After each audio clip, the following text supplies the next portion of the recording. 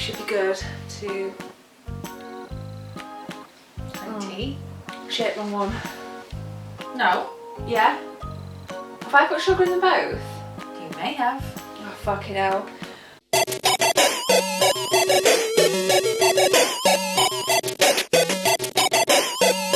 What's happening, guys? I'm leaving that bit in. I made the wrong cup of tea. Welcome back to Two Girls, One Gaming Topic. The playlist. You did. Yeah, I did, didn't I? Shit! I don't want this one. I don't want this one. I want my London one. I don't want this because it's got like sugar in it. I don't have sugar in tea. Oh, boy. Right, I'm not editing it out because this playlist is all about chilling and shooting some shit about games, and today the topic is going to be expos, gaming expos. Now the reason we've picked that is because we've just got back, well I say just, within the last couple of weeks we were at Eurogamer actually. And by the time this video goes out, we're going to be at the Play Expo, so this should be out on Saturday. Now, we want to know from you guys, do you attend them? Do you enjoy it? What do you think to them? Because we've kind of armed ourselves with a few opinions about Eurogamer, haven't we? So, I never have opinions. I don't know what you're talking about. Never. We'll be showing you a lot of pictures throughout this video that Jess, as a professional photographer, she's taken at expos over the last couple of years. So yeah, Jess, Eurogamer, what do you think? What did you think, Jess? Why do you always start out with my I don't thoughts always first? start out with you, actually. I can't believe you have to drink tea with sugar in it. Complainer. Eurogamer. Yeah. Thoughts, let's see. Yeah. Well, I mean, the first day we were there, just dragging around a camera, so it was a bit hard to enjoy. Yeah. Second day, Go. first world problems. Yeah. The second day had more of an opportunity to actually play games. So I felt like the second day was awesome. Yes. Other than the giant lines. Yeah, I think with something like Eurogamer, where you know you're going to be going and playing games that aren't out yet, the demand is always going to be quite high to play the AAA titles. And hella were the queues huge. Probably in the last 3 years I've been, probably the longest queues that I've ever even known. Well, except Call of Duty last year, Advanced Warfare. Like, that had an insane line, but that was the only game that really wasn't moving through. Yeah. And this year, I think the problem was that the lines, when you get in queue, were about as long. Yeah. It's really hard to talk when you're doing that.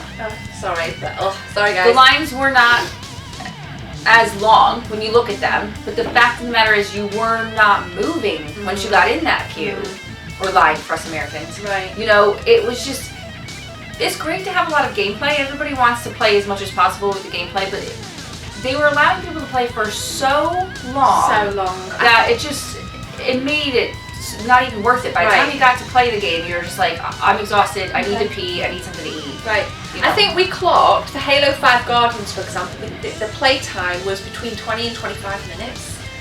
Why did you need to play that for such a long time? And the queue was actually a 3-hour queue. And we were joking that we could fly from England to Italy in less time than what it would take for us to queue at Eurogamer to play Halo 5 Guardians. So halfway through the queue we were like, fuck this. This is really insane. I think we went off and did something else, didn't we? I think we went to the Hitman dev session. So we kind of went off and that was that. But overall, you know, when you actually got on the games, Rise of the Tomb Raider was absolutely stunning. I cannot wait for it to come out. Us PlayStation 4 owners do have to wait that little bit longer because it's a timed exclusive. Yeah. But nonetheless, Eurogamer on the whole was pretty damn awesome. What we didn't do, and I'm sure you'll agree with this, is Eurogamer for me is about current gen stuff, so I typically stay away from retro, even though I'm a huge retro fan. This room's covered in retro games. Yeah, but you have an opportunity to play games that other people are not going to be able to get their hands on if they get to go. So, I mean, who wouldn't take that opportunity? No offense to retro games, but we can play them anytime we want. And we are actually going to be at Play this weekend, and that is about retro games, as much as there will be an Xbox One presence and a PS4 presence. Yeah. I'm not bothered about current gen Play, so I'm looking forward to getting on the arcades and swinging round to that actually. Expos are fantastic, I think, when you do have the opportunity to get your hands on the retro stuff that you don't typically come across, such as arcade machines, you know, especially the kind of really obscure ones that, you know, you just don't bloody see them anywhere. Can you think of any? Operation Wolf is pretty obscure. Do you think? I do actually, yeah. I just, you know, I absolutely love that game. You do, it's your favourite arcade game. But what appeals to you about, say, something like an expo like the Play Expo, which is predominantly retro? What appeals to you? Ooh, yeah, like you said, seeing some stuff that you don't always see. Yeah. You know, you know, I like Game Boy and handheld stuff. So sometimes I see all different ones and I'm like, oh my god, I gotta have that one. In the stores where you can like buy all the or vendors and or things. like the modded Game Boys. Yes. Yeah. You know, that have like backlit. Backlit. Oh, there's screens that have backlit. Backlit. That with neon colors, you know, or things like that. Something really cool. Yeah. So, no nasty comments about that slip up, by the way, that Freudian slip. I don't want to hear it. What the hell? You're such a twat, I love it. But no, you're right though. Coming back to the serious point, you do get an opportunity to see vendors and see some absolutely awesome stuff within the community, whether it is like backlit Game Boys or, you know, Super Famicom games or just whatever your kind of passion is, you're going to find it at an expo. And I think, you know, Play in particular, as well as other retro events, you're not really queuing for anything. You might stand there for, you know, 5 minutes max to jump on an arcade machine. Yeah, I mean, you're not really in a... No. Do you like think as well? I mean, I don't know what you guys think. Do you attend expos? I mean, what draws you? What are you willing to pay? Because sometimes tickets can be quite pricey, can't they? You can pay up to £20, and I think for a 3-day Eurogamer pass, it's 60 quid, so it's not too bad. Well, actually, 4 days. It's 4 days at Eurogamer, isn't it? I think it's worth it. I completely agree. I think it makes more economical sense to buy more days as opposed to just the one sort of thing. But definitely hope to see some of you guys at Play. By the time, again, this video goes out, we'll actually be there. So I'm certain most of you guys will probably be there, so you'll probably be catching up this video a little bit later. But let us know what your thoughts are on Gaming Expos. Again, you've seen some pictures from, well, in fact, let me show you some more pictures. This was Play last year, and in with this, we'll kind of show you some Eurogamer pictures. Again, I just want to say thanks to Jess. I'm lucky enough that when I go to expos, I have a professional photographer on my little team, so things always look pretty polished. Do you enjoy taking like pictures? What do you know? Sometimes. What about the cosplay? Because cosplay is obviously a massive culture in expos, isn't it? It's huge. Yeah, I do like the cosplay. I mean, sometimes the amateur ones are kind of interesting because, you know, they're just starting out and they don't have that much experience, so it's nice to see how well they've done for maybe like first timers and things like that.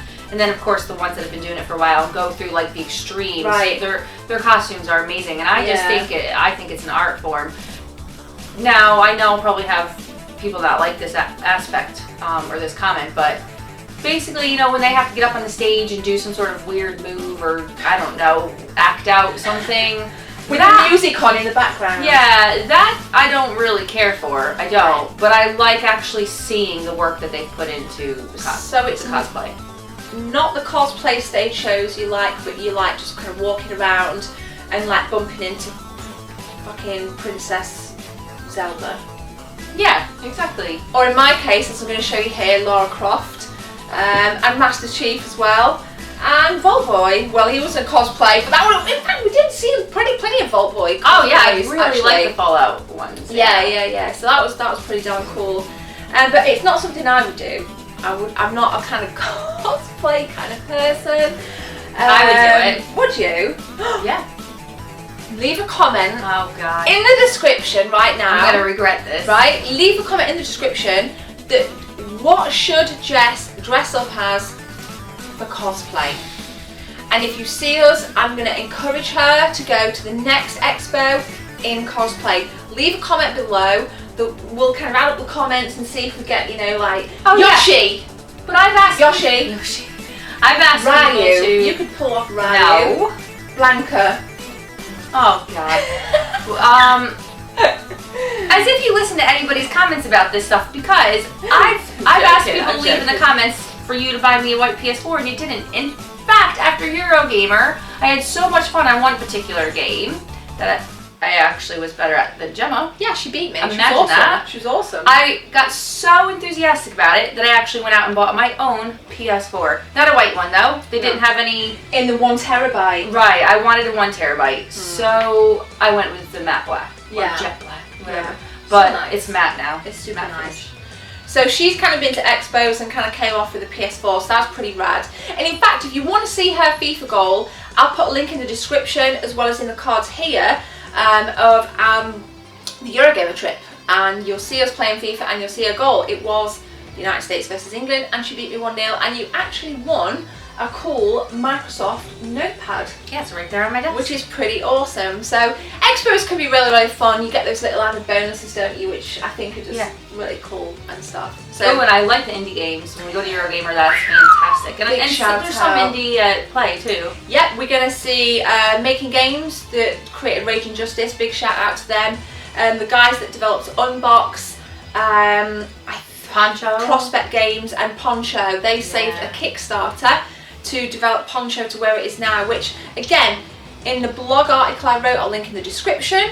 You can check out links to their website through the blog article. They were my 3 favourite indie games, really kind of stood out for me. Gotta check them out, guys, and show loads of respect to those awesome hard-working developers. I think it's definitely, and they always give away cool free shit as well. The people that have the least give away the most. Yes. Like little badges and the cool little beer mats. I know, just really quirky little things that you're going to remember the game by. So I think overall, Expos are just a shit ton of fun for me. For you? Yeah, I think I have more fun at, say, the current gen than retro though. Fair enough. Okay, I have fun at them both. So well, I'm not saying I don't have fun at them both, but I definitely like Eurogamer more. Cool.